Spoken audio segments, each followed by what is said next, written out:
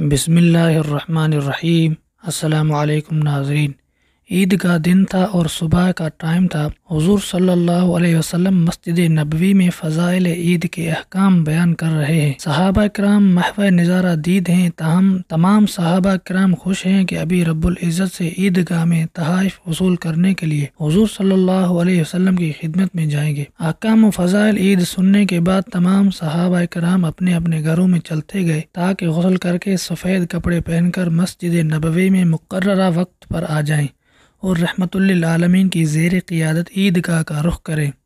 چنانچہ حضور صلی اللہ علیہ وسلم بھی اپنے گھر تشریف لائے تو حسنین کریمین نہا دھو کر خوشبو لگا کر آپ صلی اللہ علیہ وسلم کے انتظار میں بڑی بے قراری سے وقت کاٹ رہے تھے۔ جو ہی دہلیز میں آپ صلی اللہ علیہ وسلم نے قدم مبارک رکھا تو خدا کے لاڈلے نبی کے لاڈلے نواسہ نانا کہہ کر آپ سے چمٹ گئے۔ آپ صلی اللہ علیہ وسلم نے دونوں کی پیشانیاں چومی اور انہیں اندر لے گئے اور حضرت عائشہ رضی اللہ تعالی عنہ کی گود میں بٹھا دیا اور فرمایا، اے عائشہ، انہیں کھانے کے لیے کچھ دو۔ فراغت غسل کے بعد آپ صلی اللہ علیہ وسلم سفید کپڑے زیب تن کیے، خوشبو لگائی، اتنے میں مؤذن حضرت بلال رضی اللہ تعالی عنہ نے دروازے پر دستک دی۔ آپ صلی اللہ علیہ وسلم اور حسنین شہیدین مسجد نبوی میں تشریف لائیں۔ سب صحابہ کرام آپ صلی اللہ علیہ وسلم کے انتظار میں تھے۔ پاک لوگوں کی جماعت ایک پاک باز رہبر کی سرکردگی میں عیدگاہ کی طرف روانہ ہوئی۔ جبرائیل نورانی فرشتوں سمیت بارگاہ نبوی میں نیاز حاصل کرنے کے لیے آئے ہوئے تھے تاکہ مقدس ترین انسانوں کے پاؤں کی مٹی کے مبارک ذرات سے ان کے نورانی پر شرف حاصل کریں۔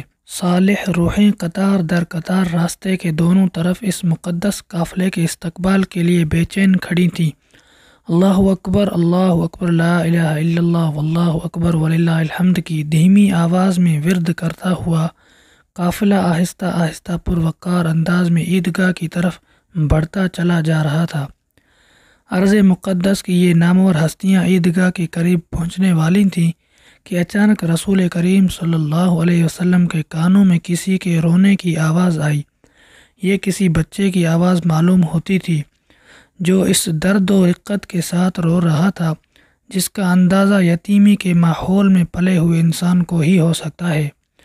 آپ صلی اللہ علیہ وسلم نے دیکھا کہ ایک بچہ سادہ کپڑوں میں ملبوس ہے، جو ہی بچوں کے کہے کو سنتا ہے اپنی درد انگیز آواز بلند کرتا ہے۔ اس عید پر گزرنے والے کہوں کو سن کر یہ نہ خیال کریں کہ آج چونکہ عید ہے اس لیے ہر چھوٹے بڑے سبھی چہرے روشن ہیں۔ آپ صلی اللہ علیہ وسلم نے اس طرف رخ کیا، کائنات کا رخ تبدیل ہو گیا۔ حسن حسین صحابہ پیچھے، آپ صلی اللہ علیہ وسلم بچے کے قریب پہنچے۔ بچہ اتنا بڑا مجمع اپنی طرف آتے دیکھ کر سہم گیا اور سسکیاں بھرنے لگا۔ حضور کریم صلی اللہ علیہ وسلم کی آنکھیں بند ہو گئیں، اپنا یتیمی کا دور یاد آ گیا۔ فرمایا، بیٹا کیوں رو رہا ہے؟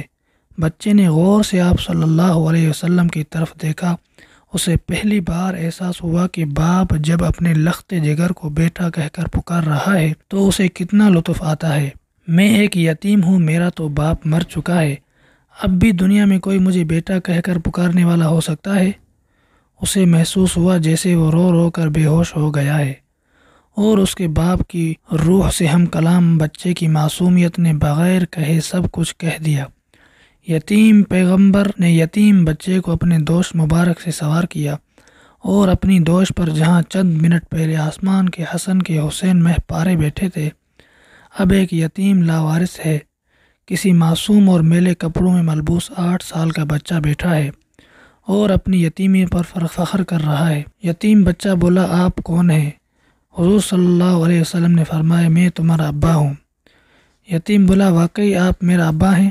آپ کیوں رو رہے ہیں؟ حضور صلی اللہ علیہ وسلم نے، اس لیے کہ تم کو پتہ نہیں کتنی دیر سے روتے رہے ہو۔ یتیم بولا، مجھے تو احساس ہی نہیں میں رو رہا ہوں۔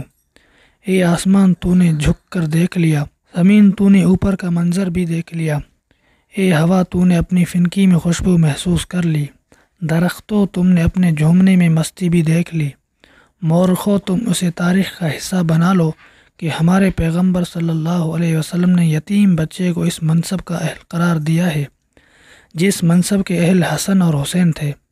اس کے نواسے پیدل چل رہے ہیں، یتیم بچہ کندھے پر سوار تھا۔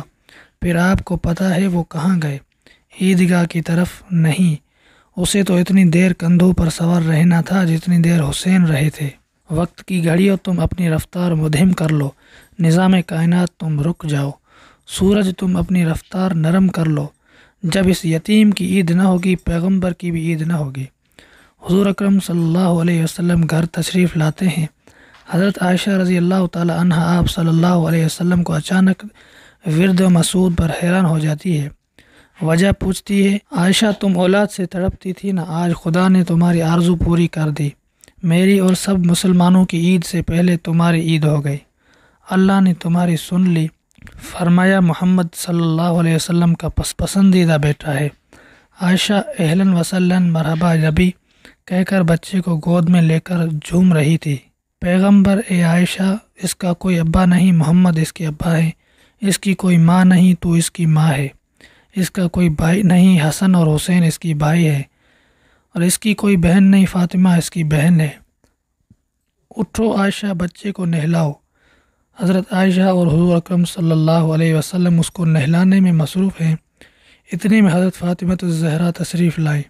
آپ صلی اللہ علیہ وسلم کھڑے ہو جاتے ہیں اور فرماتے ہیں، بیٹی مجھے یاد ہے تم قاسم اور ابراہیم بھائیوں کی موت پر روئی تھی، آج اللہ نے ان کے بدلے تمہیں بھائی دے دیا ہے، یہ تمہارا چھوٹا بھائی ہے، اسے نہلا رہے ہیں تاکہ نہا دھو کر صاف ستھرے کپڑے پہن کر ہمارے ساتھ عید پڑھنے جائے۔ فاطمہ رضی اللہ تعالی عنہ اہلاً وسہلاً مرحبا یا نبی کہہ کر پانی لینے چلی جاتی ہے۔ حضور اکرم صلی اللہ علیہ وسلم اپنی مبارک ہاتھوں سے بچے کے جسم پر لگی میل اتار رہے ہیں۔ جنت کی عورتوں کی سردار فاطمہ الزہرا اپنے ہاتھوں سے بھائی کے معصوم بدن پر پانی ڈال رہی ہیں۔ حسنین اللہ اپنے کپڑوں میں بھائی کے لیے اچھے سے اچھے جوڑے کا انتخاب کر رہے ہیں، گویا گھر کے ہر فرد حقیقی طور پر عید یتیم سے لطف اندوز ہو رہا ہے۔ ناظرین، اگر یہ ویڈیو آپ کو اچھی لگے تو لائک کر دیں اور ہمارے چینل کو بھی سبسکرائب کر دیں۔